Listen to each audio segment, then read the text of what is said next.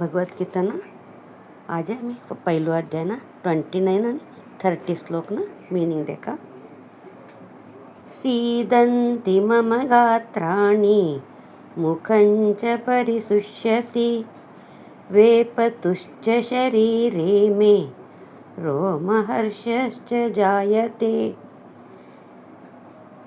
યુદ્ધના અપેક્ષાથી જમા હોયેલા મારા સભી બાંધવોને દેખીકન મારા દેહના સભી અંગ ક્ષીણહેનની કવાડતું જ, મારું મોંઢું સૂકતું જ, મારું શરીર કાપતું જ અને મને રોમાંચન હોતું જ.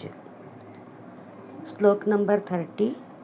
ગાંડીવં સ્રંસતે હસ્તાત ત્વચૈવ પરિદહ્યતે ન ચ શક્નોમ્યવસ્થાતું ભ્રમતીવ ચ મે મનઃ.